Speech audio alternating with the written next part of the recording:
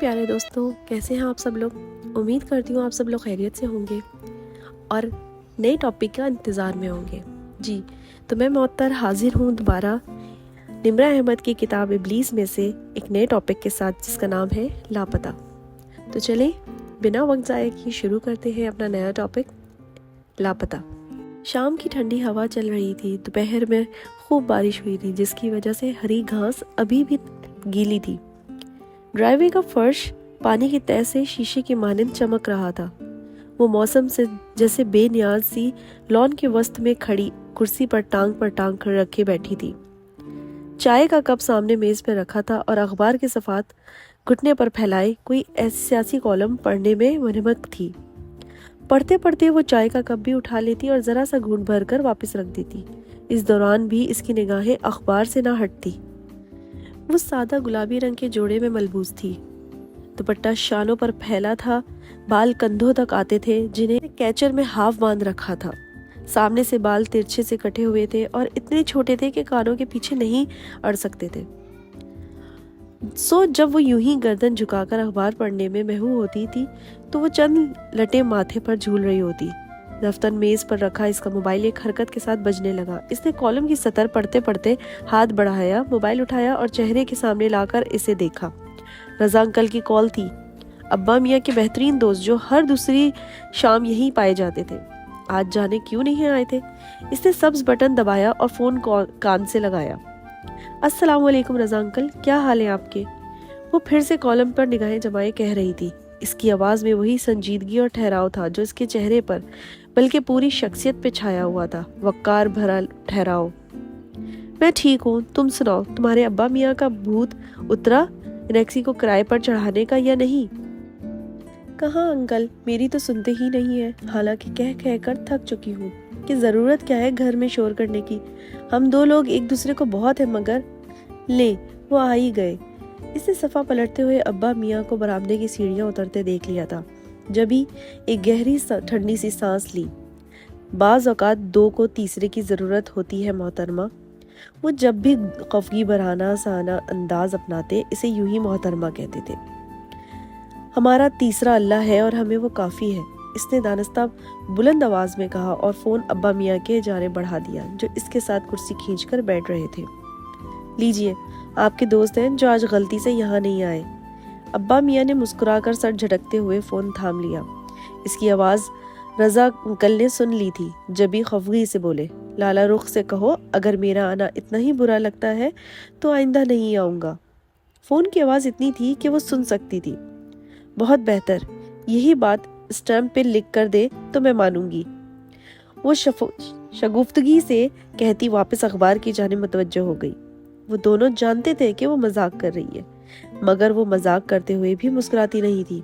बस एक ठहराव सच था चेहरे पर, और वही ठहराव लाला रुख की सारी जिंदगी बन चुका था। सुन लिया अपनी बेटी का जवाब, अब बताओ मेरे काम का क्या बना। कुर्सी खींचकर आराम से बैठ लेने के बाद अब्बा मियाँ अब फोन पे कह रहे थे। इनकी बात के जवाब में रजा अंकल कुछ बताने लगे थे। आवाज काबिले समात थी, मगर वो तवज्जो नहीं दे रही थी, सो सुन ना पाई। अच्छा, ये तो बड़ी अच्छी बात है। फैमिली साथ है या अकेला है। अच्छा, बहन भाई नहीं है तो माँ बाप बीवी बच्चे तो होंगे। अच्छा, बाप नहीं है और माँ। अच्छा ठीक, तो वो भी कराची से आ रही है या अकेला होगा।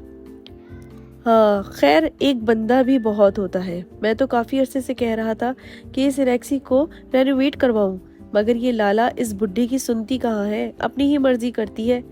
लाला रुख ने सफ़े से निगाह नहीं उठाई, वैसे ही दिमाग से पढ़ती रही। ये तो अब भी मैंने नूरा से कहकर रैक्सी की सफाई कराई है। इसे खोला ताकि ये किराए पर चढ़ सके, वरना हमारी दुख्तर नेक अख्तर का बस चले तो घर में परिंदों और कीड़े मकोड़ों का भी दाखला बंद कर दे। खैर, तुम काशान को कहो कल ही मिस्त्री मजदूरों को भेज दे इधर, ताकि मरम्मत का काम शुरू हो सके, वरना रैक्सी रहने के काबिल भी नहीं है। उन्होंने रजा अंकल से इनके बेटे काशान का नाम लेकर कहा। काशान अपनी बीवी के साथ अक्सर इनकी तरफ चक्कर लगाया करता था और ऐसे बहुत से काम अब्बा मियाँ के इसके सुपुर्द कर देते थे, जिन्हें वो बखुशी अंजाम देता था। तो तुम्हारे दोस्त का ये बेटा कब तक आ जाएगा।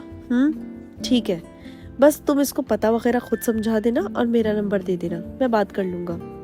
फ़ोन बंद करके उन्होंने मेज़ पे रखा और इसे देखा। वो इसी तरह अखबार के मुताले में महू थी। किराएदार मिल गया है, उन्होंने पुरमुसर्रत अंदाज में इतला दी। मैं तो अब भी कहूँगी कि इसकी ज़रूरत नहीं है, वो पढ़ते हुए बोली। बस फिर ना कहो, वो जैसे बिगड़ कर खड़े हुए। तुम तो इसके घर की वीरानियों की आदी हो गई हो, मगर मैं नहीं होना चाहता। वो खफगी से बड़बड़ाते लंबे लंबे डग भरते वापस अंदर चले गए। लाला रुख ने इत्मीनान से अगला सफ़ा पलटा। वो वक्त गुजर गया जब इसे ऐसी बातों से फर्क पड़ता था। अब तो हर शय में जमूद और ठहराव था और इसने इन वीरानियों के साथ समझौता कर लिया था। पॉलिश, पेंट, मरम्मत, चीज़ों की उठापटक, मजदूरों का आना जाना, इनेक्सी के बैरूनी बरामदे के बाहर मशीनों, टाइल्स और ऐसी चीज़ों का ढेर लगा था। वो स्कूल से आई तो सारे लॉन में अफरा तफरी देखी। कार पोर्च में खड़ी करके वो बाहर निकली और एक नज़र इनेक्सी पर डालकर अंदर चली गई। वो नज़र खासी बेनियाज और बेपरवाह सी थी। इनेक्सी के बरामदे में काशान के साथ खड़े अब्बा मियाँ ने ताज्जुब से इनकी वो नज़र देखी और सर झटक कर काशान से बात करने लगी। वो बात जो ड्राइवे में गाड़ी दाखिल होते देखकर उन्होंने अधूरी छोड़ दी थी। वो आते ही सो गई। खाना नहीं खाया, सो शाम में वो जब किचन में खड़ी माइक्रोवेव में खाना गर्म कर रही थी, अब्बा मियाँ और काशान में गुफ्तगू अंदर दाखिल हुए। इसने पलट कर देखा। कैसे हो काशान, और तब से नहीं गए या दोबारा आए हो? अब्बा मियाँ भी तुम्हें ख्वामुखा तकलीफ देते रहते हैं, इतने हल्कान मत हुआ करो। वो बहुत शाइस्तगी से कहती गई। कई काम निपटाती रही। खाना इसने निकाल कर अलग रख दिया था। अब फ्रीजर से कबाब, रोल, समोसे निकाल रही थी। ये तो मेरा फर्ज है लाला रुख। और आप ठीक हैं? वो धीरे से हंस कर बोला और अब्बा मियाँ के साथ कुर्सी खींचकर बैठ गया। वो लाख इनकार करता, मगर अब्बा मियाँ इसे एक पुरतकल्लुफ सी चाय पिलवाए बगैर जाने न देते थे। फर्ज तो खैर किसी और का था, हौले से बड़बड़ाई। काशान ने चौंक कर इसे देखा। वो गर्दन जरा सी तिरछी किए तेल डाल रही थी। इसकी निगाहें तेल की गिरती धार पर जमी थीं। चेहरे पर वही अजली सुकून था। इसकी इन ठहरी हुई बातों के सब आदी थे। फिर भी हर बार काशान चौंक जाया करता था, लेकिन फिर से सर झटक कर पिछले काम में मगन हो जाता। बस 1 हफ्ते का काम है, आप सर पर रहेंगे तो 6 दिन में ही खत्म हो जाएगा, वरना 6 हफ्ते लगाएंगे ये लोग। मैं डेली चक्कर लगाता रहूंगा। ये बंदा अच्छा है, काम ठीक से करेगा। लाला रुख ने तेल की सतह को देखा। इस पर बुलबुले बनने लगे थे, बहुत नन्हे, करीबन नादीदा से बुलबुले। इसने जमे हुए कच्चे रोल उठाए और एक एक करके तेल में डालती गई। हर रोल के गिरते ही शटर शटर की आवाजें बुलंद होती और इन गिनत बुलबुले सफेद रोल से अलहदा होने लगते। मैं सोच रहा हूँ कि तमाम कमरों को वही पुराने ऑफ वाइट की बजाय किसी और रंग में पेंट करवाऊं। तुम क्या कहते हो? बिल्कुल अंकल, जैसे हमारे लॉन्ग रूम का पेंट है, एक दीवार गहरी सी ग्रीन तो बाकी तीनों बहुत हल्की सी ग्रीन। इसी तरह के शेड्स अच्छे लगेंगे। दूसरे चूल्हे पे इसने तवे को चिकना करके कबाब तलने शुरू कर दिए थे। फेंटे हुए अंडे में लथड़े कबाब वो गरम तवे पर रखती गई। रोल अब एक तरफ से सुनहरी होने लगे थे। इसने कबीर से उनको पलटा। इसका खाना एक तरफ से ढका, अब ठंडा होने लगा था। हाँ, यही बेहतर रहेगा। कल फैयाज से कहना आकर स्प्लिट और एसी की फिटिंग भी कर जाए।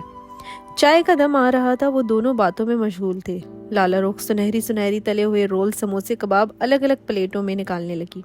फिर इसने कैबिनेट से कुकीज़ का जार निकाला और कुकीज़ प्लेट में फ्रेश चॉकलेट केक फ्रिज में रखा था। इसने वो भी साथ मेज़ पर रखा और चाय प्यालियों में डालने लगी। इसके हाथ तेजी से चल रहे थे और चेहरा बिल्कुल बेतासुर था। तुमने इस लड़के का? अब्बा मियाँ एक कुकी चखते हुए जैसे याद करके पूछने लगे। फरियाद तैमूर। अगले सोमवार तक तो आ जाएगा ना? जी, यहाँ किसी होटल में रह रहा है अभी। अच्छा बंदा है, मैं मिला था।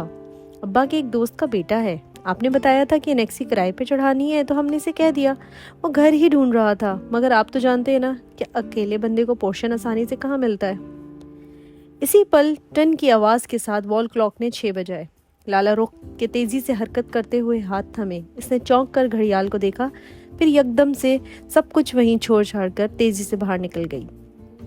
चंद लम्हों बाद बनी दीवार की खिड़की से जो लॉन में खुलती थी, ड्राइववे पे तेज तेज कदमों से चलती गेट की तरफ जाती दिखाई दे रही थी। کاشان اور ابا میاں اسی طرح باتیں کرتے رہے. انہوں نے ایک دفعہ بھی مڑ کر لالا کو نہیں دیکھا تھا.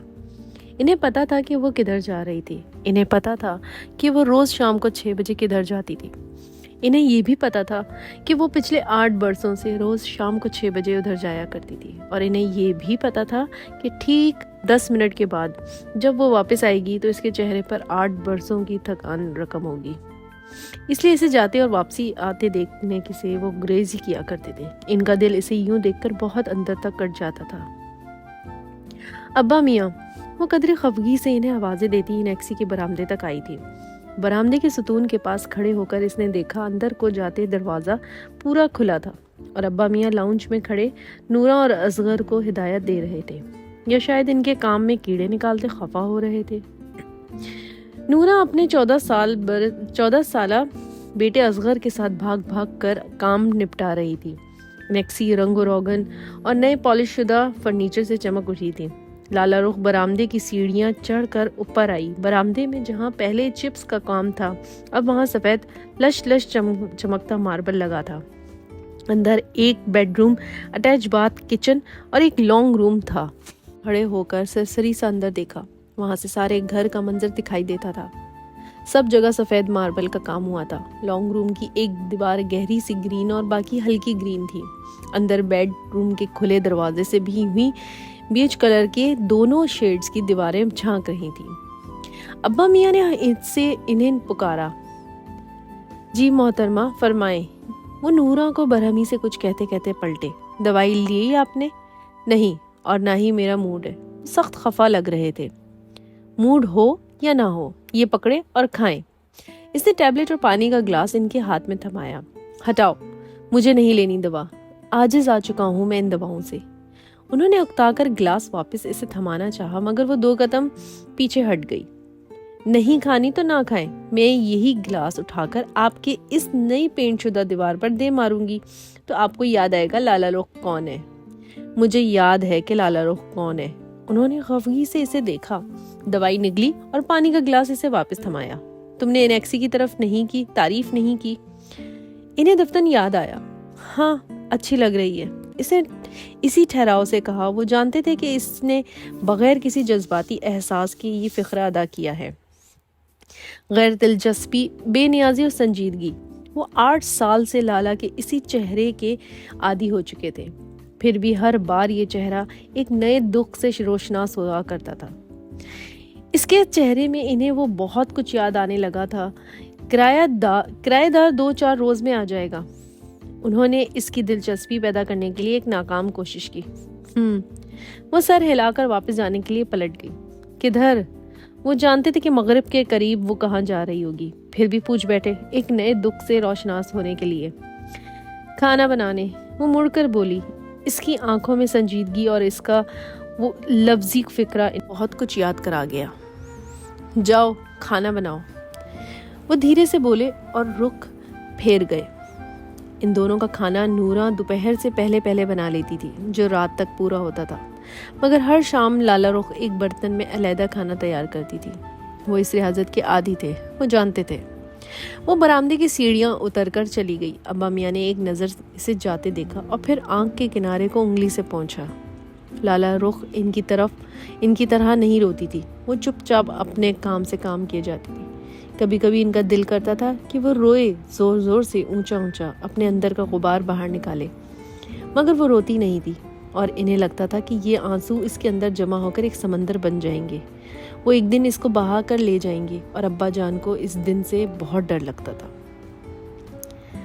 آتش دان میں آگ جل رہی تھی. لالا اس کے قریب کرسی ڈالے بیٹھی تھی. گھٹنوں پر میگزین رکھے بہت انہماک سے پڑھ رہی تھی. اس کے بال کیچر میں مقید تھے. وہ پاؤں اوپر کو سمیٹے بیٹھی تھی. ابا میاں بڑے صوفے پر بیٹھے ریموٹ پکڑے چینل بدل رہے تھے. وہ کسی ایک چینل پر ٹھہرتے ہی نہیں تھے. بار بار بٹن دباتے. آوازوں کا سلسلہ شروع ہوتا. پھر چینل بدلنے سے 2 سیکنڈ کے لیے تھمتا. پھر دوبارہ شروع ہوتا. یہ چکر کافی دیر سے جاری تھا. آپ کا کرایہ دار نہیں آیا؟ لالا رخ نے میگزین کا صفحہ پلٹتے ہوئے سرسری سا پوچھا. وہ جانتے تھے کہ وہ صرف بات برائے بات پوچھ رہی ہے. نہیں، شاید کل تک آ جائے. لاؤنج میں خاموشی چھا گئی. چینل بدلنے سے ٹوٹنے جڑنے والا شور سنائی دینے لگا. آج اس کا فون آیا تھا، انہوں نے کہا تو اس نے بری طرح چونک کر سر اٹھایا۔ کس کا؟ فرحات کا، اسی کرایہ دار کا۔ وہ ٹی وی پر نگاہیں جمائے کہہ رہے تھے تو انہوں نے لالا کے ڈھیلے پڑتے اعصاب کو نہیں دیکھا تھا۔ اچھا، وہ بے دلی سے میگزین کی جانب متوجہ ہو گئی۔ مجھے بات کرنے کے انداز سے تو بہت سلجھا ہوا لگا۔ کراچی میں گھر ہے اس کا، ماں باپ کا اکلوتا ہے، شادی ابھی کی نہیں ہے، اور باپ کی ڈیتھ کے بعد ماں کراچی میں ہوتی ہے۔ کہہ رہا تھا کہ کچھ عرصے بعد ماں بھی ادھر ہی آ جائے گی۔ وہ پڑھتی رہی، انجینئر ہے، میکٹرونکس میں ماسٹر سے پڑھا ہوا ہے۔ اچھا، آج کل یہاں اسلام آباد کے کسی ہوٹل میں رہ رہا ہے، بلیو ایریا کے قریب۔ انہیں لگا وہ اس کی بات سن بھی نہیں رہی۔ اس کے آنے سے رونق ہو جائے گی، ہے نا؟ مبہم سے جواب دیا، میں نے اسے کہہ دیا ہے کہ وہ دوپہر میں اور رات کا کھانا بھی ہمارے ساتھ ہی کھائے گا، اور اس معاملے میں وہ ہمارا مہمان ہوگا، نہ کہ کرایہ دار۔ کیا ضرورت ہے کسی اجنبی کو گھر میں داخل کرنے کی؟ اس کی پیشانی پہ ذرا سا بل پڑا۔ اجنبی کو اپنا بنتے کتنی دیر لگتی ہے؟ بعض اجنبی بہت آرام سے قریب آ جاتے ہیں اور بعض اپنے بہت آرام سے دور چلے جاتے ہیں۔ اس کی نگاہ میگزین سے پھسلتی ہوئی دہتے کولوں پہ جا ٹکی۔ سرخ ہوتے ہوئے کوئلے ننھی منی چنگاریاں اٹھا کر فضا میں کم ہو رہی تھیں۔ اپنی مرضی سے کون دور جاتا ہے لالا؟ یہ تو قسمت ہوتی ہے جو داؤ کھیل جاتی ہے اور انسان کو پتہ بھی نہیں چلتا۔ ہر داؤ قسمت نہیں کھیلتی ابا میاں، بعض داؤ انسان بھی کھیل جاتے ہیں انسانوں کے ساتھ، اور سب سے مہلک داؤ تو یہی ہوتے ہیں۔ پھر ہم ساری عمر اسی لکیر کو پیٹتے رہتے ہیں، بچوں کی طرح روتے رہتے ہیں، مگر ہاتھ کچھ نہیں آتا، ہم تہی دہما رہ جاتے ہیں۔ وہ دہتے کوئلوں کو دیکھتی کہتی جا رہی تھی۔ ابا میاں نے بھیگی آنکھوں سے اسے دیکھا۔ وہ بولتی کم تھی، اور جب بولتی تھی تو ایسی باتیں ہی کیا کرتی تھی۔ صبر کرو لالا، اللہ صبر کرنے والوں کے ساتھ ہوتا ہے۔ صبر؟ وہ ہولے سے بڑبڑائی۔ صبر ہی تو کر رہی ہوں ابا میاں، صبر شکوہ نہ کرنے کو کہتے ہیں۔ دونوں کے درمیان طویل خاموشی چھا گئی۔ پس منظر میں نیوز چینل کی ہلکی ہلکی آواز سنائی دے رہی تھی، مگر اسے سن کون رہا تھا؟ ابا میاں اسے آتش دان کو دیکھتے جیسے بہت زور سے انہیں پکارا تھا۔ وہ ہولے سے بولے، میں کسی کو نہیں معاف کروں گی ابا میاں، میں حشر کے دن ایک ایک کا گریبان پکڑوں گی۔ آج تو وہ بچ گئے ہیں، اس دن کوئی نہیں بچ سکے گا۔ اس دن ان کو چن چن کر ایسی ہی آگ میں ڈالا جائے گا جس میں انہوں نے مجھے ڈالا ہے۔ میرے صبر کی آگ انہیں راکھ کر دے گی ابا میاں، میں کسی کو معاف نہیں کروں گی۔ وہ کوئلوں کی سرخی سیاہی کو دیکھتی بے خودی کے عالم میں کہتی جا رہی تھی۔ ابا میاں چپ چاپ اسے دیکھ رہے تھے۔ معاف تو وہ بھی نہیں کر سکے تھے، نہ کریں گے، یہ وہ جانتے تھے۔ پھر بھی وہ ایسی باتیں کرتی تو ان کے دل پہ چھایا بوجھ بڑھ جاتا۔ خدا جانے اس شب کی سحر کب طلوع ہوگی۔ چکن بریانی کی خوشبو سارے کچن میں پھیلی تھی۔ وہ احتیاط سے وزن دے کر پتیلے کا ڈھکن بند کر رہی تھی۔ ابھی دم آ جائے تب تک وہ رائتا تیار کرے گی۔ سبزیاں سامنے نکلی رکھی تھیں، بس ان کو کاٹنا تھا۔ دہی پھیٹا ہوا رکھا تھا۔ اس نے جلدی جلدی رائتا تیار کیا، اسے بڑے لنچ باکس میں ڈال کر پیک کیا۔ دم آ چکا تو پتیلے کو نورا نے کپڑے میں لپیٹ دیا۔ اب اسے گاڑی میں رکھو، میں آ رہی ہوں، وہ سنک کی ٹوٹی سے ہاتھ دھوتے ہوئے بولی تو نورا سر ہلا کر باہر چلی گئی۔ وہ پرس اور چابیاں اٹھائے لاؤنج میں آئی تو آتش دان کے سامنے شطرنج کی چھوٹی میز سجی تھی۔ ابا میاں اور رضا انکل آمنے سامنے بیٹھے تھے۔ ابا میاں نے اپنے پیادے کو انگلیوں میں پکڑ رکھا تھا اور لب دانت سے دبائے بہت غور سے بساط کو دیکھ رہے تھے۔ رضا انکل، آپ کب آئے؟ اسے ان کی آمد کی کوئی آہٹ نہیں سنی تھی، جب ہی ذرا حیرت سے کہتی ان کے قریب آئی۔ جب آپ اپنا روزانہ کا پتیلا بنانے میں مگن تھی۔ وہ سر اٹھا کر مسکرا کر اسے دیکھنے لگے۔ تبھی، خیر، مگر آپ تو مجھے اسٹامپ پر لکھ کر نہیں دے رہے تھے کہ اب آپ نہیں آئیں گے؟ وہ ارادہ میں نے چند روز کے لیے ملتوی کر دیا ہے۔ اور ایسا کیوں کیا؟ وہ سامنے صوفے پر بیٹھی جھک کر سینڈل کی اسٹریپس بند کرتے ہوئے پوچھ رہی تھی۔ تمہارے اس ابا میاں کی محبت کھینچ لاتی ہے، یا یوں کہیے کہ شطرنج کی محبت کھینچ لاتی ہے۔ اب تو یہ تمہاری مرضی ہے کہ تم کیا سمجھو۔ اچھا، میں چلی۔ وہ اسٹریپس بند کر کے اٹھی اور پرس اٹھا کر کندھے پہ لٹکایا۔ کدھر؟ رضا انکل نے جانتے تھے مگر کبھی کبھی یوں ہی سوال کر لیا کرتے تھے، یتیم خانے جا رہی ہوں کھانا دینے۔ پھر رک کر ابا میاں کو دیکھا، آپ کھائیں گے بریانی ہے؟ حالانکہ وہ ان کا جواب جانتی تھی، پھر بھی پوچھ لیا۔ ابا میاں کو بریانی بہت مرغوب تھی۔ نہیں، ہمارا کھانا بہت ہے، تم وہیں دے آؤ۔ بہت بہتر۔ وہ دروازے کی طرف بڑھی۔ رضا انکل اسے جاتے دیکھ رہے تھے، کچھ سوچ کر اچانک سے اسے پکار بیٹھے، سنو لالا۔ وہ دروازہ کھولتے کھولتے پلٹی۔ جی؟ وہیں ٹھہرو۔ پھر وہی ٹھہراؤ بھرا سنجیدہ انداز جس میں برسوں کی مسافت دھول جمی تھی۔ تم تھکتی نہیں ہو لالا رخ؟ جیسے آپ کو شطرنج نہیں تھکاتی نا، ویسے ہی مجھے میرا کام نہیں تھکاتا۔ ہر شخص کی ایک عبادت ہوتی ہے، اور یہ کام میری عبادت بن چکا ہے رضا انکل۔ پھر عبادت میں کیسی تھکاوٹ؟ اس نے گہری سانس لی۔ وہ سر ہلا کر گویا لاجواب سے ہو گئے۔ اللہ حافظ، وہ دھیرے سے کہہ کر باہر نکل گئی۔ رضا انکل ایک افسردہ سی سانس باہر کو نکالتے واپس بسات کی طرف پلٹے۔ ان کو بھی کاٹو، یہ ادھر سے بھی اکھاڑو اور گملے کے پیچھے سے بھی۔ وہ حسب عادت نورا کے سر پر کھڑے ہو کر کیاریوں کی کاٹ چھانٹ کروا رہی تھی۔ ہفتے کا دن تھا اور اس کا آج آف ہوتا تھا۔ وہ ان چھٹیوں میں گھر کے سارے نظر انداز رہ جانے والے کام کیا کرتی تھی۔ مالی آج پھر نہیں آیا؟ نہیں بی بی، کل کہہ رہا تھا اس کی دادی فوت ہو گئی ہے، گاؤں جا رہا ہے۔ غالباً تیسری دفعہ فوت ہوئی ہے اس کی دادی، اس کو یاد کرا دینا تھا۔ میں نے کہا تھا، پر وہ کہہ رہا تھا کہ دادے کو شادیوں کا بہت شوق تھا۔ نورا کینچی تیز تیز چلاتی پتے کاٹ رہی تھی۔ جانے دو نورا، اس کا دادا شاید 3 سال قبل پہلی دفعہ فوت ہو چکا ہے۔ کل تو اتوار ہے، اب سوموار کو ہی آئے گا۔ اس سے کہنا شام میں مجھ سے مل کر جائے، ورنہ میں اس کے دادا سے ہی بات کروں گی اب۔ وہ ہاتھ میں پائپ پکڑے باری باری گملوں کو پانی دے رہی تھی۔ پانی کی دھار سے گملوں کی مٹی لبالب بھر جاتی تو وہ پائپ کا رخ دوسرے گملے کی طرف کر دیتی۔ گملوں اور کیاریوں میں اگے پودوں پر سے دھول اترنے لگی تھی۔ لہلہاتا ہوا سبز رنگ نکھر گیا تھا۔ سارے لان میں گیلی مٹی کی بھینی بھینی خوشبو پھیلی تھی، بارش کے بعد کی خوشبو جب آسمان میں دھل کر صاف ہو جاتا ہے۔ پانی بھی کتنی مقدس شے ہے بی بی، ہر چیز کو پاک کر دیتا ہے، ساری دھول اور گرد بہا لے جاتا ہے۔ نورا کینچی کی نوک سے مٹی میں اگی خرود جڑی بوٹی اکھاڑتے ہوئے بولی تھی۔ وہ اکثر یوں ہی فلسفیانہ باتیں کیا کرتی تھی۔ اس کی بیٹی 2 دفعہ بیوہ ہو کر بہت دقتوں سے تیسری دفعہ بیائی گئی تھی۔ چھوٹی دونوں بیٹیاں پیدائشی معذور تھیں، بس ایک ہی بیٹا تھا اس کا سہارا رہ گیا تھا۔ حالات نے اسے ایسا بنا دیا تھا شاید۔ پانی ہر شے نہیں دھو سکتا نورا، یہ زخم نہیں دھو سکتا، یہ دل کے داغ اور آگ سے جلے نشان نہیں دھو سکتا، مگر راگ تو بہا کر لے جاتا ہے نا بی بی۔ وہ ذرا سی چونکی، پائپ ہاتھ میں ڈھیلا پڑا، دھار کا رخ بدل گیا۔ پانی نے اس کے پائنچوں کو بھگو دیا تو اس نے فوراً پائپ سیدھا کیا۔ بہت سوچتی رہتی ہو تم نورا۔ بس بی بی، بندہ جو سوچے اچھا سوچے، ورنہ دماغ کھوکھلا ہونے لگتا ہے۔ یہ والی بھی نکال دوں؟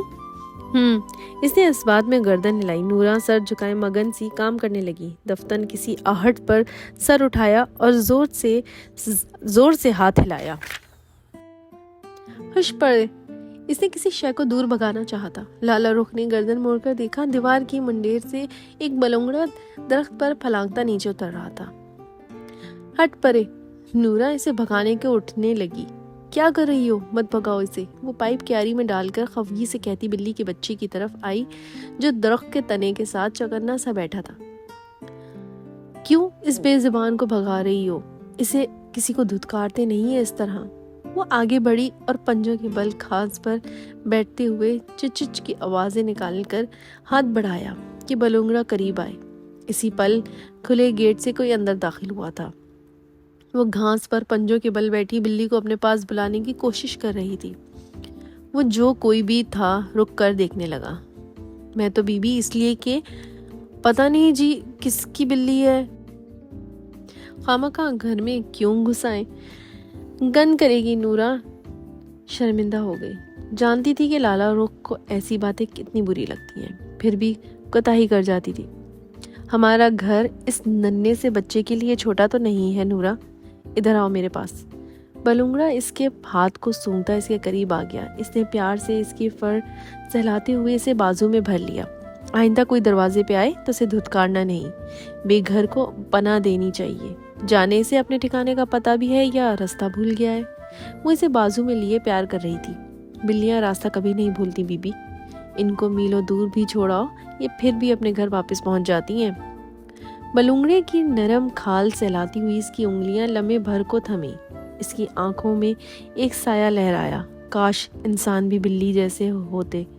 نورا چند لمحے خاموش رہی, پھر ایک دم سے اٹھتے ہوئے لالا رخ کا کندھا بلایا. بی بی صاحب. اس نے چونک کر سر اٹھایا. گیٹ کے ساتھ کوئی کھڑا تھا, اونچا لمبا اسمارٹ سا شخص, جینز کے اوپر گرے جیکٹ میں ملبوس. اس کے قدموں کے قریب دور 2 بھاری بھرکم سوٹ کیس رکھے تھے. وہ بلونگڑے کو بازو میں لیے نورا کو دیکھتے ہوئے اٹھی. اس کی آنکھوں میں چنبھا ابھرا تھا. السلام علیکم. ان کو اپنی طرف متوجہ پا کر وہ قدرے گڑبڑا گیا. وعلیکم السلام. اس نے انہی سنجیدہ تاثرات کے ساتھ سر ہلایا. آپ؟ میں فرحاد ہوں, فرحاد تیمور. یزدانی صاحب سے بات ہوئی تھی ان کی نیکسی کرائے پر لینے کے لیے. وہ سنبھل کر اب خوش دلی سے بتا رہا تھا. اچھا. اس نے سر ہلا دیا. ابا میاں کا نیا کرایہ دار. یہی سوچ کر وہ نورا کی طرف پلٹی. ان کو نیکسی میں لے جاؤ, چابیوں کا گچھا نیکسی کے برآمدے میں میز پہ رکھا ہے. وہ پھر سے بلی کی طرف متوجہ ہو گئی تھی جو اب اس کے ہاتھ کی پشت چاٹ رہی تھی. یزدانی صاحب گھر پر ہیں؟ نورا کے پیچھے جانے کی بجائے وہ رک کر ذرا جھجک کر پوچھنے لگا. نہیں. وہ بلی کو دیکھتی اس کی پشت پر ہاتھ پھیر رہی تھی. وہ چند لمحے لب کاٹتا رہا, پھر پلٹ گیا. نورا کے عقب میں نیکسی کی سیڑھیاں چڑھتے ہوئے اس نے ایک دفعہ پلٹ کر اسے ضرور دیکھا. وہ ابھی تک بلی کو پیار کر رہی تھی. وہ برآمدے کا دروازہ کھول کر باہر نکلا. ادھر ادھر گردن گھما کر دیکھا. وہ سامنے لان میں کرسی پر بیٹھی مگن سی اخبار کے صفحے پلٹ رہی تھی. سادہ شلوار قمیض اور اوپر شانوں پر پھیلی شال, کندھوں تک آتے بال کیچر میں آدھے باندھے ہوئے, وہ دنیا بھر سے لا تعلق سی لگ رہی تھی. وہ برآمدے کی سیڑھیاں اتر کر لمبے لمبے ڈگ برتا لان کی طرف آ گیا. صبح بخیر. اس کے مقابل پڑی کرسی کی پشت پر ہاتھ رکھے وہ مسکرا کر بولا تو لالا رخ نے ذرا چونک کر سر اٹھایا. صبح بخیر. وہ سرسری سا اسے دیکھ کر پھر سے اخبار کی طرف متوجہ ہو گئی. اگر آپ برا نہ مانے تو میں ادھر بیٹھ سکتا ہوں؟ بیٹھ جائیں. وہ اب انعماق سے اپنا پسندیدہ کالم پڑھ رہی تھی. وہ کرسی کھینچ کر بیٹھ گیا. میں فرحاد ہوں, بنیادی طور پر ایک انجینئر ہوں اور فی الحال اتنا اچھا گھر ملنے پر بے حد خوش ہوں. نائس. لالا رخ کا چہرہ ابھی تک اخبار پر جھکا تھا. رات میں جلدی سو گیا, یزدانی صاحب سے ملاقات نہیں ہو سکی. کب تک آ جائیں گے وہ آج؟ وہ اپنے دوست کے ساتھ کسی کے گھر گئے ہیں, دوپہر تک ہی آئیں گے. اب کے لالا رخ کی پیشانی پر ننھی سلوٹ پڑی, یوں جیسے اس کے مطالعے میں مخل ہوتے ہوئے شخص سے اسے کوفت ہو رہی تھی. دوپہر کو آ کر تو وہ آرام کریں گے, پھر میں شام کو ہی ملوں گا. وہ خود کلامی کے انداز میں بولا. یہی کر لیجیے گا. اس گھر میں صرف آپ دونوں رہتے ہیں؟ چند لمحے کی خاموشی کے بعد وہ برسبیل تذکرہ کہہ اٹھا. جی فی الحال. کسی اور کو رہنے آنا ہے کیا؟ اس کی بات سے وہ یہی سمجھا تھا. لالا رخ نے ذرا سا چونک کر سر اٹھایا, پھر ہولے سے سر جھٹکا. شاید. وہ چند لمحے خالی نگاہوں سے اس کا چہرہ دیکھتی گئی, پھر اس کے چہرے سے ہوتی ہوئی اس کی نگاہ بھٹک کر آسمان تک چلی گئی. اس نے نفی میں سر ہلایا. نہیں, کسی کو نہیں آنا. آپ یزدانی صاحب کی بیٹی ہیں غالباً؟ لالا نے نفی میں گردن ہلائی. تو پھر؟ وہ ذرا حیران ہوا. میں ان کی بہو ہوں. اوہ. اس کی آنکھوں میں واضح حیرت ابھری. آپ کے ہسبینڈ کدھر ہیں؟ وہ چند لمحے خاموشی سے اسے دیکھتی رہی, پھر دھیرے سے گردن کو جنبش دی. وہ ادھر نہیں ہے. تو کدھر چلے گئے؟ جہاں کوئی اپنی مرضی سے نہیں جاتا, جہاں جانے والے واپس نہیں آتے, کسی دوسری اندیکھی دنیا میں رہ جاتے ہیں. وہ کہتے کہتے کہیں کھو سی گئی تھی. اوہ آئی ایم سوری. اس کے چہرے پر تاسف گھل گیا. خیر. وہ ایک زوردار رنج سانس لبوں سے خارج کر کے پھر سے اخبار کی طرف متوجہ ہو گئی. وہ چند ثانیے بہت ملال سے اسے دیکھتا رہا, پھر ذرا ٹھہر کر بولا. کتنا عرصہ ہو گیا؟ کس کو؟ لالا نے سر اٹھایا. اس کے چہرے پر ناسمجھی تھی. آپ کے ہسبینڈ کو؟ اسے لالا کے دکھ کی پیش نظر فکرہ ادھورا چھوڑ دیا۔ 8 سال ہو گئے۔ یزدانی صاحب کے ایک ہی فرزند تھے کیا؟ جی۔ وہ پھر سے کالم پڑھنے لگی تھی۔ وہ تو بہت دکھی ہوں گے پھر۔ یہاں ہر شخص دکھی ہے فرحات صاحب، سب کو اپنے اپنے دکھ لگے ہیں، خوش تو کوئی نہیں ہے، مگر جوان اولاد کا بچھڑ جانا بہت بڑا دکھ ہوتا ہے۔ دکھ کا کوئی پیمانہ نہیں ہوتا، ماپ لے کوئی سب بڑا دکھ ہے کون سا چھوٹا، ہر دکھ اپنی جگہ ہوتا ہے اور ہر شخص کو اپنا دکھ زمین آسمان سے بڑا لگتا ہے۔ صحیح کہا آپ نے، ہر دکھ کی اپنی جگہ ہوتی ہے۔ وہ گہری سانس لے کر بولا، صبح کی ٹھنڈی ہوا اس کی سانس میں شامل ہو گئی تھی۔ بچے ہیں آپ کے؟ اور پوچھنے کے بعد اسے لگا اس نے کوئی غلط بات کر دی، کیونکہ لالا رخ کے چہرے پر یکدم بہت سا کرب ابھرا تھا۔ اس نے جھٹکے سے گردن اٹھا کر فرحات کو دیکھا، لب بھینچے، وہ جیسے بہت کچھ ضبط کر گئی تھی۔ وہ نادم ہو گیا۔ سوری، میں پرسنل ہو گیا تھا، مجھے نہیں پوچھنا چاہیے تھا۔ میرے 2 بیٹے تھے، ایک 5 سال کا، ایک 3 سال کا، مگر حادثے عمریں تو نہیں دیکھتی نا۔ وہ حادثہ ہوا اور ان دونوں کو اپنے باپ کے ساتھ بہا کر لے گیا۔ اب اگر آپ کو کچھ اور نہیں پوچھنا ہو تو میں جاؤں؟ وہ اخبار گویا پٹختے کے انداز میں میز پر رکھ کر اٹھی، اندر کی طرف بڑھ گئی۔ سنیے، وہ پکارا تھا۔ وہ برآمدے کے ستون کے قریب رکی اور پلٹ کر اسے دیکھ کر، اگر آپ کو ملازموں کی پریشانی ہے تو ہماری ملازمہ آپ کے سارے کام کر دے گی، میں اسے بھیج دیتی ہوں ابھی۔ نہیں، ہاں میرا مطلب ہے آپ اسے بھیج دیں، مگر ایک بات۔ وہ کرسی سے اٹھتے ہوئے بولا۔ وہ وہیں ستون کے ساتھ رکی کھڑی سوالیہ نظروں سے اسے دیکھ رہی تھی۔ ایک بات کہنا تھی آپ سے۔ کہیے، میں سن رہی ہوں۔ جی، وہ حادثوں کا مقصد انسان کو مزید مضبوط بنانا ہوتا ہے، نہ کہ یہ کہ وہ مسکرانا ہی بھول جائے۔ کبھی کبھی انسان کو مسکرا لینا چاہیے، ورنہ مسکراہٹ اجنبی ہو جایا کرتی ہے، اور اس اجنبیت اور شناسائی کے کھیل میں انسان خود کو کھونے لگتا ہے۔ آپ کی ٹریجڈی قابل رخت ہے، مگر کبھی کبھی مسکرا دیا کریں۔ لالا رخ نے ایک خاموش لا تعلق نگاہ اس پر ڈالی اور پلٹ کر برآمدے کے زینے چڑھتی گئی۔ وہ خاموشی سے اسے جاتے دیکھتا رہا۔ چائے؟ اس نے ایک لفظی اطلاع دیتے ہوئے چائے کا مگ ابا میاں کے صوفے کے ہتھے پر رکھا اور اپنا مگ لیے آتش دان کے قریب بچھی جھولنے والی کرسی پر آ بیٹھی۔ کرایہ دار سے ملاقات ہوئی تمہاری؟ وہ ریموٹ سے ٹی وی آن کرتے ہوئے یاد آنے پر پوچھنے لگے۔ جی۔ کیسا لگتا ہے؟ پتہ نہیں، مجھے انسانوں کی پہچان نہیں ہے۔ سب ایک سے نہیں ہوتے لالا رخ، انہوں نے نرمی سے اسے سمجھانا چاہا۔ مجھے تو سب ایک سے ہی لگتے ہیں ابا میاں، کیونکہ جو میرے ساتھ ظلم کر گئے ہیں میں ان کے چہرے نہیں دیکھے، سو مجھے ہر چہرے کے پیچھے انہی چہروں کا گمان ہوتا ہے۔ وہ چائے کے گھونٹ بھرتے ہوئے بہت دھیمی آواز میں بولی تھی، اللہ جلد حساب لینے والا ہے، ان سے حساب بھی لیا گیا تو مجھے کیا ملے گا ابا میاں؟ ان پر قیامت بھی ٹوٹ پڑے تو مجھے کیا پتا چلے گا؟ میں تو ان کو جانتی بھی نہیں ہوں۔ پھر بھی حساب تو ان کا ہوگا نا، اس دنیا میں نہ صحیح اگلی دنیا میں صحیح۔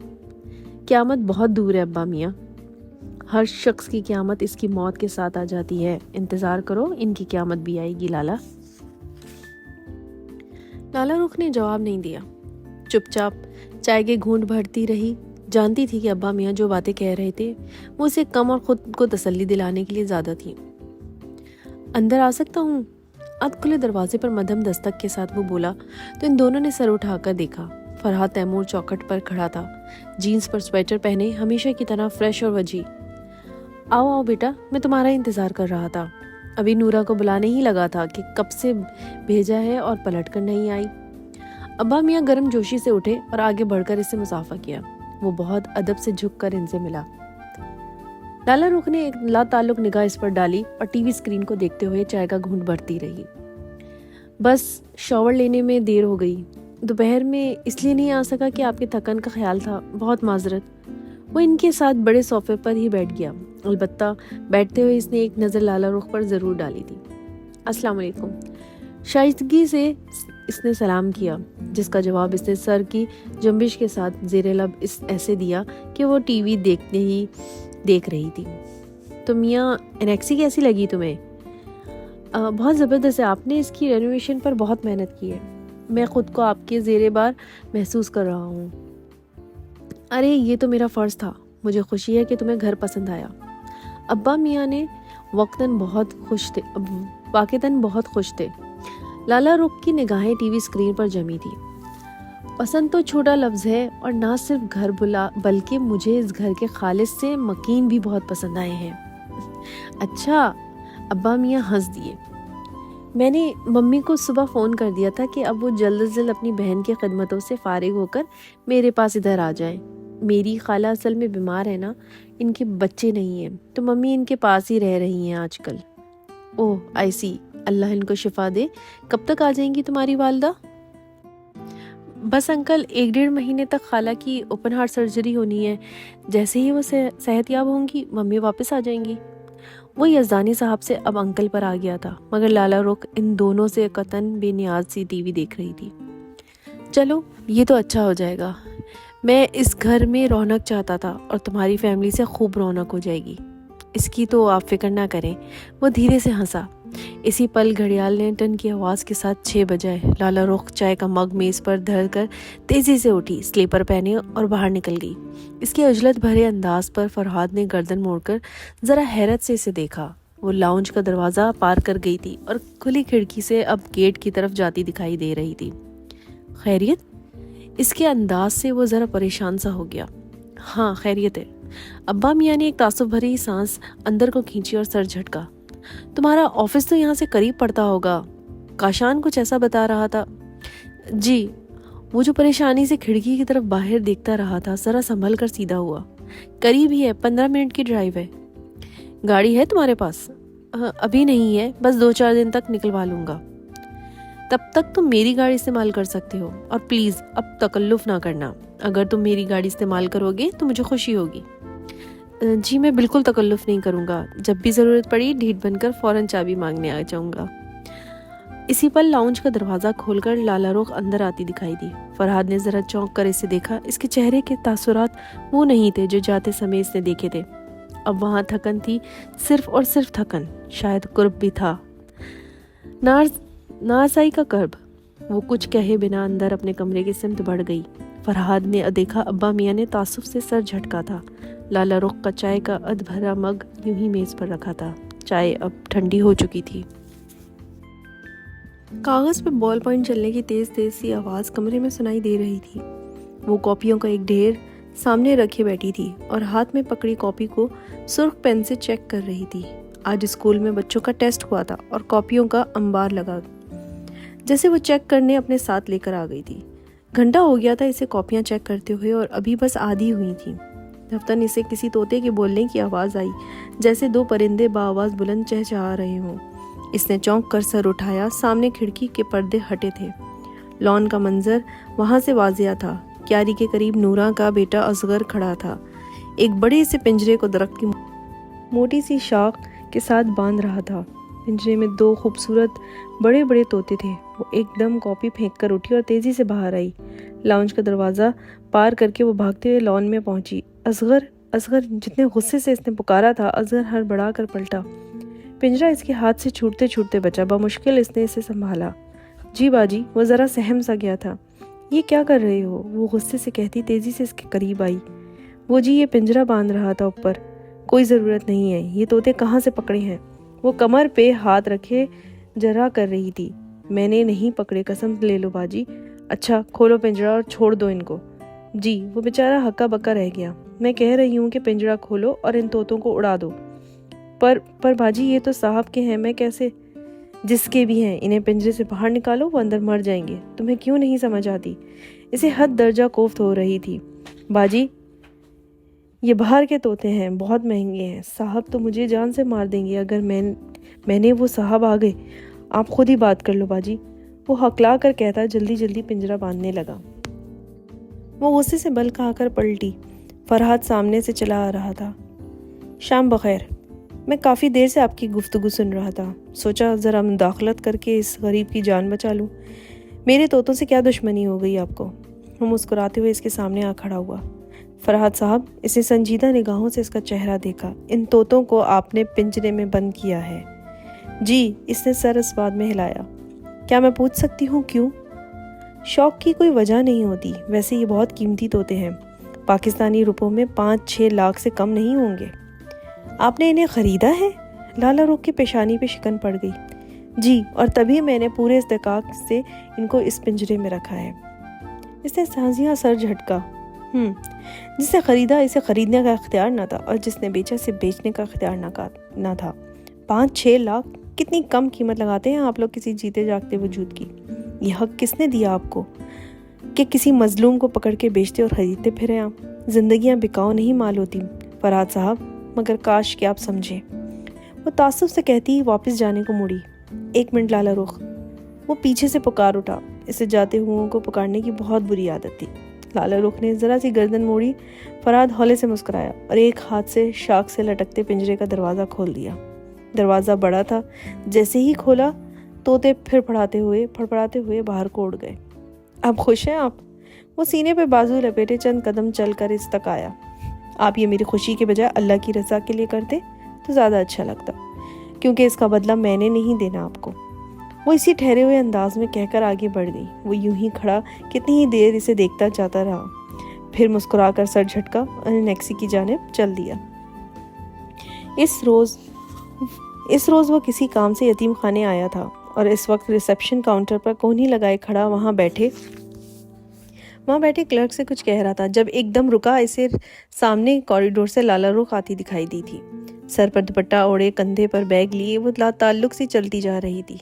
मैं आपसे बाद में बात करता हूँ, क्लर्क को इजलत में कहकर वो तेजी से आगे बढ़ा और इसे पुकारा। लाला रुख, वो बाहर खुलने वाले ग्लास डोर की जानिब बढ़ रही थी। आवाज़ पर चौंक कर रुकी और इधर उधर गर्दन घुमाई। फरहाद तेज कदमों से चलता इस तक आ रहा था। लाला रुख, आप इधर? वो इसे देखकर बहुत हैरान हुआ था। जी, वो कंधे पर लटकते पर्स की स्ट्रैप को पकड़े खड़े बोली जैसे जाने की जल्दी हो। मगर खैरियत थी? कुछ काम था, शायद इसे वजाहत से कोफ्त हो रही थी। काम? वो चंबे से बोला। इधर यतीम खाने में? फरहाद साहब, मैं आपके आगे जवाब दे नहीं हूँ, वो ज़रा सख्त लहजे में बोली। बहरहाल मैं यहाँ खाना देने आई थी। अच्छा, वो जैसे अब भी नहीं समझा था, मगर कुछ पूछने से गुरेज किया। मैं जाऊँ? जी, 1 मिनट, अब घर जा रही हैं? जी हाँ। वो बादल नाख्वास्ता रुकी थी। मुझे भी घर ही जाना है, तो मैं आपको ड्रॉप कर देता हूँ। शुक्रिया, मेरे पास कार है। ये तो और भी अच्छी बात है, फिर आप मुझे ड्रॉप कर दें, क्योंकि मेरे पास कार नहीं है। वो धीरे से हंसा। लाला रुख ने गहरी सांस अंदर को खींची और बहुत जब्त से बोली, आए। वो कहकर दरवाजे की जानिब बढ़ गई। शुक्रिया। फरहाद मुस्कुराता हुआ इसके पीछे आया। इस रोज़ मैंने आपको खाने का पतीला गाड़ी में रखवाते देखा था। मुझे बहुत तजस्सुस हुआ था कि आप इतना सारा खाना किधर लेकर जा रही हैं, मगर पूछना अच्छा नहीं लगा। इधर यतीम खाने में आपको देखकर बहुत हैरत हुई, इसलिए पूछ बैठा। मैं इधर एक दोस्त से मिलने आया था, रियाज आगा, बोर्ड ऑफ डायरेक्टर्स में से हैं। मैं नहीं जानती। इसने शाने उचका दिया और ड्राइव करती रही। आप क्या रोज़ यहाँ खाना लेकर आती हैं? वो विंड स्क्रीन के पास फैली गीली सड़क को देख रहा था, जो रात की तारीकी में स्ट्रीट लाइट से रोशन लग रही थी। जी, वही मुख्तसर जवाब।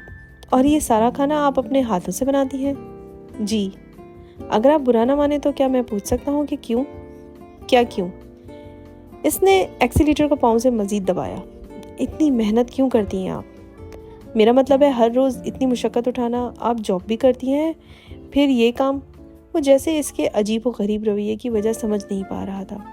फरहाद साहब, बुरा तो मुझे लगा है, लेकिन चूंकि आपने पूछा है तो बता रही हूँ। मुझे चंद बच्चों के लिए एक वक्त का खाना बनाने में कोई मुशक्क़त महसूस नहीं होती। अगर मेरे बेटे मेरे पास होते तो क्या मैं इनके लिए भी यही करती ना? तो अब वही कर रही हूँ। कॉलोनी के गेट से गाड़ी गुजरते हुए इसने लब भींचे इसी नपेदले अंदाज में कहा, आप ये सब सिर्फ चैरिटी के लिए करती हैं?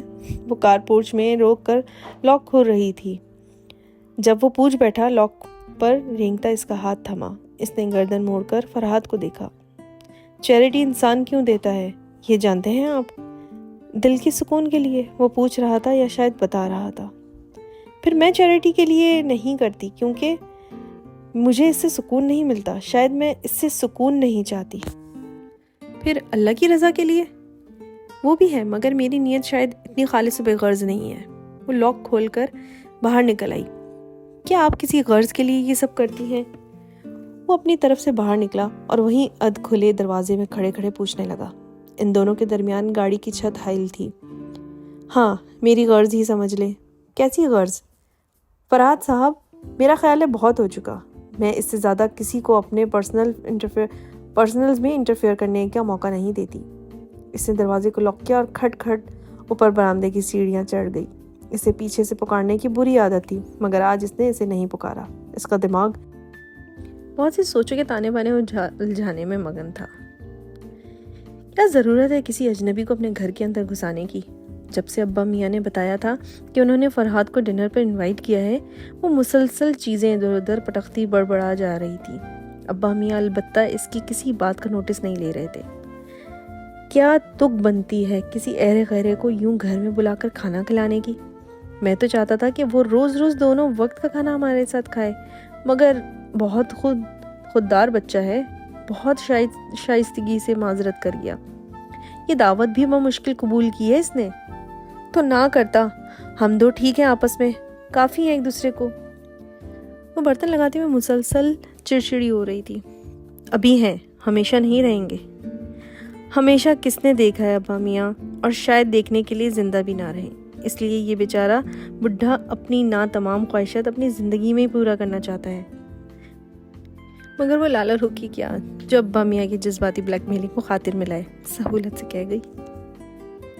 اچھے بھلے ہیں آپ اور میری طرح سخت جان، سو کچھ نہیں ہوگا ہمیں اتنے آرام سے۔ آخر تم کیوں نہیں چاہتی ہو کہ میں کسی مہمان کو انٹرٹین کروں، اپنا بیٹا سمجھ کر کسی سے اپنائیت سے ملوں؟ اس سے جھٹکے سے گردن اٹھائی، ہاتھ میں پکڑے چمچ پھسل کر کانچ کی پلیٹوں کے ڈھیر پر جا گرے۔ ذرا سی چھنا چھن کی آواز گونجی، جیسے کانچ ٹکرانے کی آواز آتی ہے، جیسے دل ٹوٹنے کی آواز ہوتی ہے۔ ابا، میں وہ شدید صدمے سے چور ان کو دیکھ رہی تھی۔ اسد کی جگہ کوئی نہیں لے سکتا، آپ کا صرف ایک ہی بیٹا ہے اسد، اور کوئی نہیں۔ کوئی انسان کسی کی جگہ نہیں لے سکتا، بس جذبے ہوتے ہیں جو جگہ لے لیتے ہیں۔ تم میرے جذبوں پہ پہرا تو نہیں لگا سکتی۔ وہ کتنی ہی دیر ڈائننگ ٹیبل کے پاس کھڑی رہی، ان کو دیکھتی گئی۔ بے یقینی، حیرت اور شوق اس کی آنکھوں میں رقم تھا۔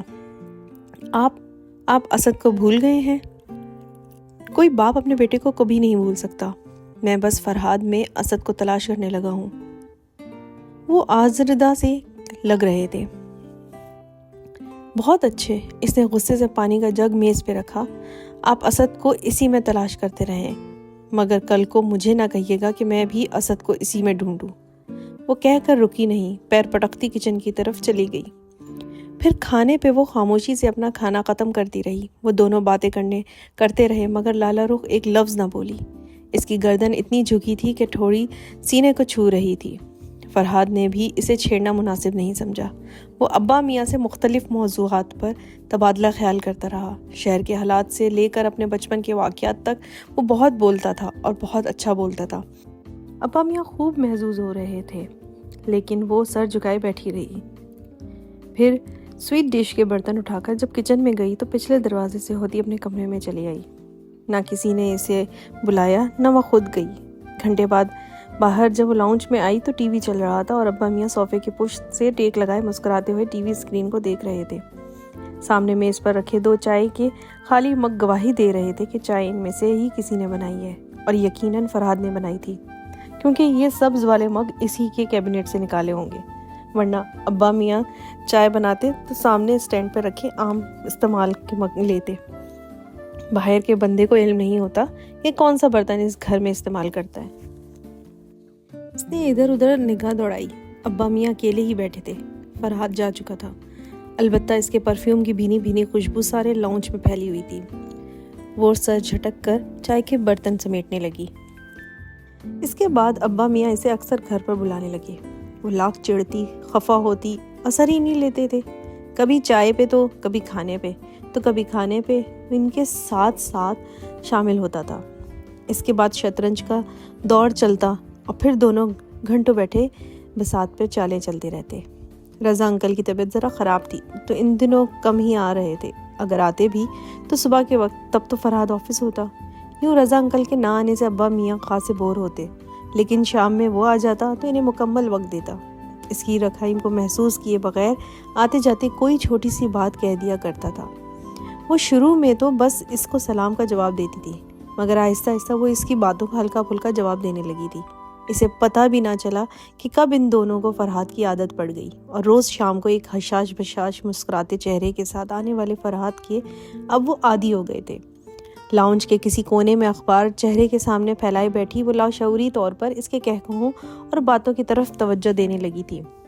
اس شام گھر میں جب وہ ویران سی اداسی چھائی تھی، اسے فرحات کا نہ آنا بہت کھل رہا تھا۔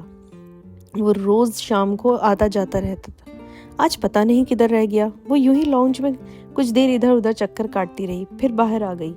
اتنی بے مروت تو وہ نہیں تھی کہ جا کر اس کے حال پوچھتی، اور سو گیٹ عبور کر کے باہر کالونی کی سڑک کے کنارے واک کرنے لگی۔ جب وہ اندر کی وحشتوں سے تنگ آ جاتی تھی تو یوں ہی واک پہ نکل جایا کرتی تھی۔ آج تو اس نے یتیم خانے کے بچوں کا کھانا بھی نہیں بنایا تھا۔ پتہ نہیں کیوں اب عجیب سی بیزاری ہر سو چھائی تھی۔ جب وہ ایک دوسرے کو کافی تھے تو تیسرے کو اپنی زندگیوں میں داخل کرنے کی کیا ضرورت تھی؟ اسے ابا میاں پہ غصہ آنے لگا تھا۔ ہیپی برتھ ڈے کسی نے ایک دم سے اس کے عقب میں آ کر زور سے کہا تو وہ چونک کر پلٹی۔ وہ اپنی ازلی حشاش بشاش تر و تازہ مسکراہٹ کے ساتھ سامنے کھڑا تھا۔ اس کے ہاتھ میں ایک ہر رنگ کے سوسن کا پھولوں کا گلدستہ بھی تھا، جسے اس نے لالا رخ کی طرف بڑھایا۔ ہیپی برتھ ڈے، آپ کو کس نے بتایا کہ آج میری سالگرہ ہے؟ وہ متعجب سے اسے دیکھنے لگی۔ کیوں، کیا نہیں ہے؟ ہے، مگر آپ کو کس نے بتایا؟ وہ ذرا سنبھل کر بولی۔ ابا میاں نے بتایا تھا، میں نے سوچا کوئی تحفہ لوں گا لیکن آپ قبول نہیں کریں گی، اس لیے پھول لے آیا۔ پھولوں سے تو کوئی انکار نہیں کرتا۔ اس نے گلدستہ بڑھا رکھا تھا۔ لالا رخ نے تذبذب سے اسے دیکھا اور پھر پھولوں کو قدرے ہچکچا کر اس نے گلدستہ تھام لیا۔ بہت شکریہ، مگر اس کی کوئی ضرورت نہیں تھی، وہ اپنی ازلی سنجیدگی سے بولی، مگر اس سنجیدگی میں رکھائی نہیں تھی۔ ضرورت کیوں نہیں تھی؟ پھولوں کی ضرورت ہر انسان کو ہوتی ہے، تازگی کی ضرورت اسے زیادہ ہوتی ہے۔ انسان میں فرق ہوتا ہے۔ وہ ٹھنڈی سانس لے کر بولی، پھر ایک دم کلائی پر بندی گھڑی دیکھی۔ اوہ 6 بج گئے، میں ذرا آتی ہوں۔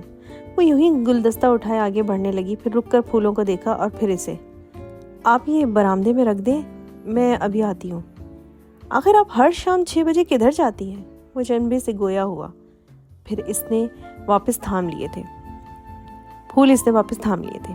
یہاں برابر میں ایک بریگیڈیئر صاحب ہوتے ہیں، ان سے کچھ کام تھا۔ پوچھ سکتا ہوں کیسا کام؟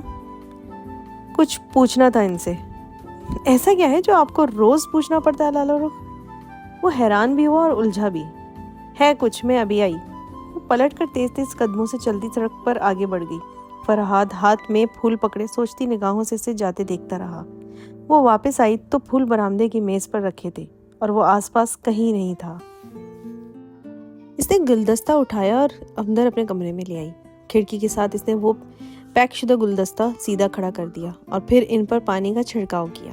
وہ پہلے سے زیادہ تازہ لگنے لگے اور سارے کمرے میں خوشبو بکھر گئی۔ وہ پھولوں کے ساتھ کرسی ڈالے بیٹھی یوں ہی اس کو تکتی رہی، اور یہاں تک کہ شام بیت گئی اور یتیم خانے کے بچے سے بھول گئے۔ ہر دن اپنے ساتھ نئی ہوا لاتا ہے اور سوسن کے رنگ دار پھول باسی ہوتے گئے۔ ہرے پتے مرجھا کر پیلے پڑ گئے، بھورے پڑ گئے، اور پھولوں کی ٹہنیاں سخت ہو کر اکڑ گئیں، مگر وہ اس کی کھڑکی میں یوں ہی پڑے رہے۔ اسے پتہ بھی نہیں چلا کہ اسے ان کی باسی خوشبو بھی اچھی لگنے لگی۔ اس شام ابا میاں نے اسے بتایا کہ فرحات کو رات سے بخار ہے۔ اسے ایک دم ڈھیر سارے دکھ نے آن گھیرا۔ ابا میاں اس کے پاس چلے گئے تو وہ کچن میں لگ گئی۔ نورا کے ساتھ لگائے اس نے سوپ اور کھچڑی تیار کی، ساتھ چند چیزیں اور رکھی۔ پھر جب نورا ٹرے لے کر انیکسی کی طرف جا رہی تھی تو اس کے ساتھ ہی تھی۔ وہ ابا میاں کے ساتھ انیکسی کے لانگ روم میں صوفے پر بیٹھا تھا۔ چہرے سے ہی نقاہت عیاں تھی، آنکھیں ذرا سرخ تھیں۔ وہ بہت دھیمے لہجے میں ان کی بات کا جواب دے رہا تھا۔ جب وہ نورا کے پیچھے چلتے ہوئے اندر آئی، اس کی بات درمیان میں ہی رہ گئی۔ وہ ایک دم بہت حیرت و تعجب سے اسے دیکھنے لگا۔ اس حیرت کے درمیان ہی کہیں اس کی آنکھوں میں ایک روشنی سی جلی تھی جسے وہ محسوس کیے بغیر نہ رہ سکی۔ السلام علیکم، کیسے ہیں آپ؟ یہ ادھر رکھ دو۔ بیک وقت دونوں کو نرمی سے مخاطب کرتی ابا میاں کے ساتھ 2 सीटर पे जा बैठी। وہ ابھی تک کسی خوشگوار حیرت کے زیر اثر تھا۔ آپ، میں ٹھیک ہوں مگر آپ خود آئیں۔ تھینک یو لالا رخ۔ وہ حد درجہ متاثر ہوا تھا۔ ابا میاں نے بتایا تھا کہ آپ بیمار ہیں۔ اس نے ابا میاں کی طرف دیکھ کر کہا جو ذرا افسردہ سے لگ رہے تھے۔ نورا ٹرے میز پر رکھ چکی تھی۔ ابا میاں تو یوں ہی پریشان ہو جاتے ہیں، بس چھوٹا موٹا سا بخار ہے، ٹھیک ہو جائے گا، مگر اس سب کی ضرورت نہیں تھی، مجھے شرمندگی ہو رہی ہے۔ پرہیزی کھانے کی ضرورت ہے، ہر بیمار کو ہوتی ہے۔ وہ ذرا سا چونکا تو کیا وہ اس کی ساری باتیں یاد رکھنے لگی تھی؟ تھینک یو لالا رخ۔ مدفتن اس کا احسان مند تھا۔ وہ کافی دیر وہاں بیٹھی رہی اور اسے اچھا لگا تھا وہاں بیٹھنا۔ کوئی اپنائیت سی در آئی تھی۔ انیکسی میں سب کچھ شناسا سا لگنے لگا تھا۔ 6 بج گئے تو اس نے کلائی پر بندی گھڑی دیکھی اور پھر بیٹھی رہی۔ پتہ نہیں کیوں مگر آج اس کا دل نہیں چاہ رہا تھا کہ وہ وہاں سے اٹھے اور بریگیڈیئر اتھر کے والدین کے گھر جائے۔ کوئی بات نہیں، کل چلی جائے گی۔ اور پھر اگلے چند دن وہ یوں ہی نورا کے ساتھ کھانے کی ٹرے لیے اس کا حال پوچھنے آتی رہی۔ ابا میاں وہاں بیٹھے ہوتے تھے تو وہ بھی بیٹھ جاتی، ورنہ کھڑے کھڑے چند باتیں کر کے چلی آتی۔ وہ مکمل طور پر صحت یاب ہوا تو آفس کے چند کاموں میں ایسا گرا کہ کچھ روز شطرنج کے لیے بھی نہیں آ سکا۔ ان دنوں گھر یوں ویران لگتا گویا کوئی آسیب تھا جو در و دیوار سے لپٹا ہوا تھا۔ وہ دونوں خاموش خاموش سے رہنے لگے۔ وہ ان کی ضرورت بن چکا تھا۔ اس اعتراف سے وہ دونوں ہی نگاہیں چرانے لگے تھے۔ وہ کھانا اب روز نہیں بناتی تھی، اکثر ناغہ کر جاتی۔ بریگیڈیئر اتھر کے والدین کے گھر بھی ہر شام نہیں جاتی، بلکہ اس دفعہ تو پورا ہفتہ گزر گیا اور وہ نہیں گئی۔ دل ہی نہیں چاہتا تھا۔ اس شام وہ آیا تو گھر کے در و دیوار جاگ اٹھے۔ چائے پیتے ہوئے، شطرنج کی بساط سجاتے ہوئے وہ مسلسل بول رہا تھا، اور پھر ایک دم اس کے کسی لطیفہ سنانے پر وہ دھیرے سے ہنس پڑی تو فرہاد اور ابا میاں نے رک کر اسے دیکھا۔ تم نے میری بیٹی کو ہنسنا سکھا دیا فرہاد۔ ابا میاں نم آنکھوں سے ٹھہر کر بولے تو لالا رخ کی مسکراہٹ غائب ہو گئی۔ وہ یک دم وہاں سے اٹھ کر باہر آئی۔ باہر لان میں تاریکی پھیلی تھی۔ وہ وہاں گھاس پر بچھی کرسی پر بیٹھ گئی۔ وہ تو نہیں ہنستی تھی، پر آج کیسے ہنس پڑی؟ کیا وہ لطیفہ اتنا دلچسپ تھا یا وہ فرہاد کے دوبارہ آنے پر خوش تھی؟ وہ سر ہاتھوں میں دیے بیٹھی خود سے لڑتی رہی۔ یوں الجھنے سے کچھ نہیں ہوگا لالا رخ، وہ یکدم کہیں آس پاس سے بولا تو اس نے ایک جھٹکے سے سر اٹھایا۔ وہ برابر رکھی کرسی کی پشت تھامے کھڑا تھا۔ میں تو نہیں الجھ رہی، وہ شانے اچکا کر پیچھے ہو کر بولی۔ آپ ہنستی رہا کریں، اچھی لگتی ہیں۔ مجھے ہنسنا نہیں آتا فرہاد صاحب، جس کرب سے میں گزری ہوں وہ ہنسنا بھلا چکا ہے مجھے۔ میں آپ کا دکھ سمجھتا ہوں لالا رخ، وہ کرسی کے قریب کھینچ کر اس پر بیٹھتے ہوئے بولا تھا۔ آپ کی ٹریجڈی بہت بڑی ہے، مگر زندگی جمود کا نام نہیں ہے۔ زندگی آگے بڑھنے کا نام ہے۔ خود پر چھایا ہوا جمود توڑیں، تازہ ہوا کا کوئی روزن کھولیں۔ ہر انسان کو تازگی کی ضرورت ہوتی ہے۔ آپ تازگی کیوں نہیں چاہتی؟ رات کے اس پہر لان کی گھاس نم تھی۔ وہ اس پر ننگے پاؤں بیٹھی تھی۔ آدھے چاند اور برآمدے کی ٹیوب لائٹ کی روشنی میں فرہاد کا چہرہ مدھم مدھم سا دکھائی دیا۔ آپ کو لگتا ہے میں جان بوجھ کر اپنے ساتھ زیادتی کر رہی ہوں؟ کیا نہیں کر رہی؟ آپ اس کرب سے گزرے ہوتے تو سمجھ سکتے۔ لالا رخ نے قدرے دکھ سے نفی میں سر ہلایا۔ میں سمجھ سکتا ہوں۔ کیسے سمجھ سکتے ہیں آپ؟ گزرے ہوں گے آپ بھی بہت غموں سے، مگر میرا غم آپ کے غموں سے مختلف ہے۔ یہ ہر پل کاٹنے والا ایک زہریلا ناگ ہے جو میرے آس پاس منڈلا رہا ہے۔ کھونے کا کرب بہت اذیت ناک ہوتا ہے۔ یہ دکھ قرار نہیں پانے دیتا۔ میرے دکھ کو بھی قرار نہیں ملتا۔ کیا 8 سال بھولنے کے لیے، سیٹل ڈاؤن ہونے کے لیے کافی نہیں ہوتے؟ وہ سنجیدگی سے سمجھانے والے انداز میں کہہ رہا تھا۔ بھولا تب جاتا ہے جب دکھ کو ٹھکانہ مل جائے۔ میرے دکھ کو ٹھکانہ نہیں ملتا، میرے آنسوؤں کو جذب ہونے کے لیے مٹی نہیں ملتی۔ وہ کرسی کی پشت سر نکالے آنکھیں موندے کہہ رہی تھی۔ ایک موتی اس کی آنکھ سے ٹوٹ کر رخسار پر پھسل گیا۔ مرنے والوں کے ساتھ مرا نہیں جاتا لالا رخ۔ مرنے والے؟ اس نے بند آنکھوں سے نفی میں گردن ہلائی۔ میرا کوئی نہیں مرا، میرے بچے اور میرا شوہر سب زندہ ہیں۔ زندہ ہیں؟ اس نے تعجب سے دہرایا۔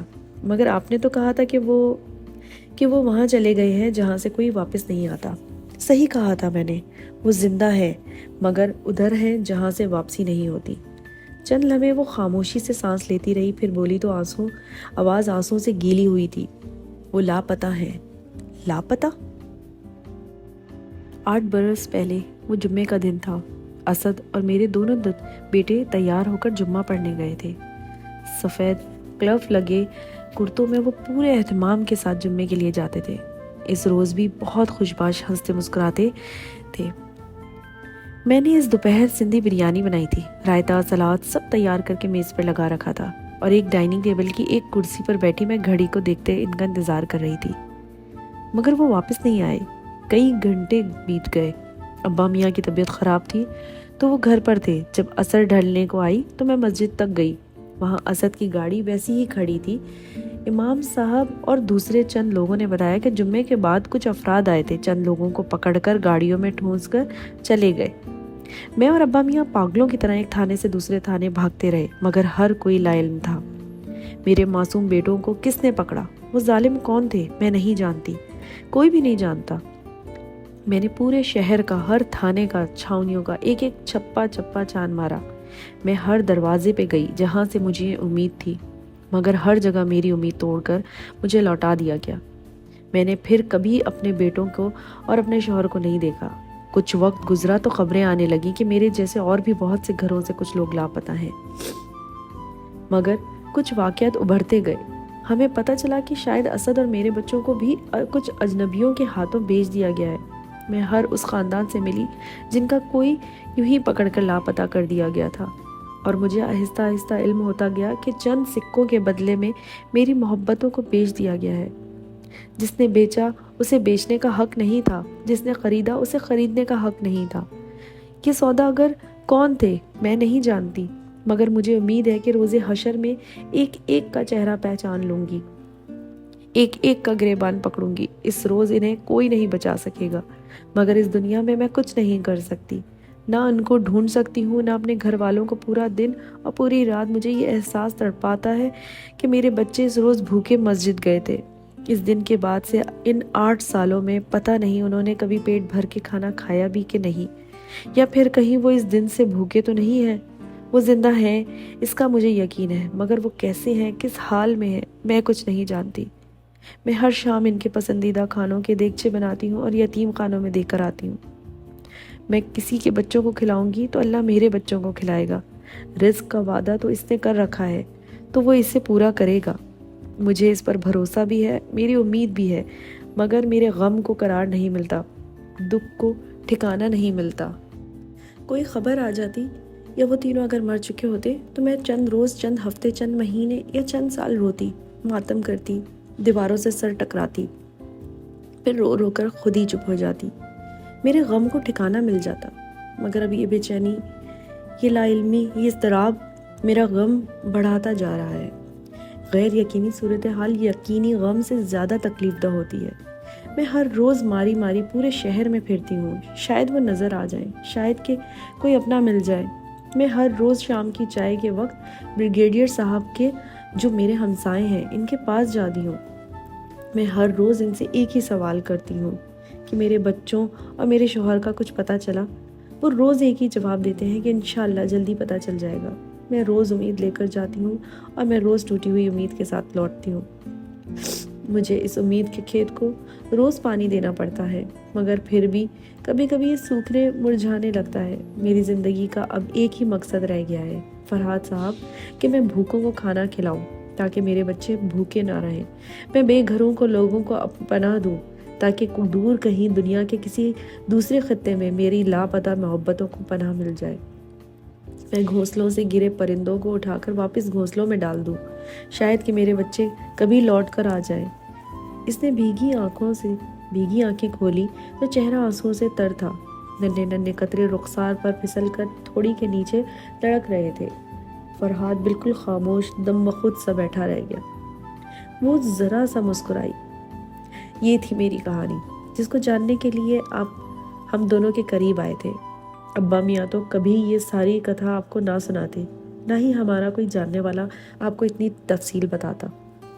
میں جانتی ہوں کہ آپ کو میرا یہ رویہ بے چین رکھتا تھا، تجسس دلاتا تھا، سو میں نے چاہا کہ میں یہ تجسس ختم کر دوں تاکہ آپ کی وہ وجہ ختم ہو جائے جس کے لیے اب ہمارا اتنا خیال کرتے ہیں۔ غرض جس رشتے میں شامل ہو اسے بہت جلدی توڑ دیتی ہے، اور ایسے ٹوٹنے والے رشتے بہت تکلیف دہ ہوتے ہیں۔ سو میں نے اس غرض کے رشتے کو ختم کر دیا۔ اگر آپ کچھ کہنا چاہتے ہیں تو کہہ دیں، ورنہ میں جاؤں۔ وہ ہتھیلی کی پشت سے رخسار رگڑتی اٹھ کھڑی ہوئی۔ نہیں، میں تو وہ سخت شرمندہ لگنے لگا تھا۔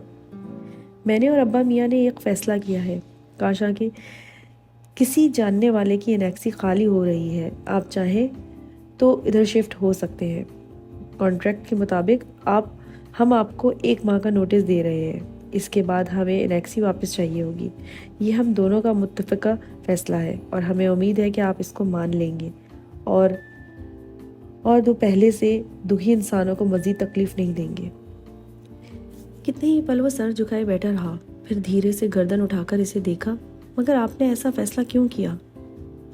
کیونکہ ہم دو ایک دوسرے کو کافی ہیں، ہمیں کسی تیسرے کی ضرورت نہیں ہے۔ اگر ہمارا کوئی تیسرا ہے تو صرف اللہ ہے۔ انسان ہمارے قریب اس لیے نہیں آتے کہ انہیں ہم سے محبت ہوتی ہے، وہ صرف اور صرف تجسس کے ہاتھوں مجبور ہو کر آتے ہیں۔ ہماری زندگیوں کو گتھیاں جاننے کے لیے آتے ہیں، انہیں سلجھانے کے لیے نہیں، اور پھر اس کے بعد لاپتہ ہو جاتے ہیں۔ ہمارے اپنے پہلے ہی لاپتہ ہیں، اب مزید رشتے بنا کر انہیں کھونے کا حوصلہ نہیں ہے ہم میں۔ وہ واپس مڑ گئی اور چھوٹے چھوٹے قدم اٹھاتی برآمدے کے زینے کی طرف بڑھ گئی۔ وہ رات کی تاریکی میں اسے دور جاتے دیکھتا رہا۔ پیچھے سے پکارنے کی بری عادت تھی، مگر آج وہ چاہنے کے باوجود بھی اسے پکار نہیں سکا۔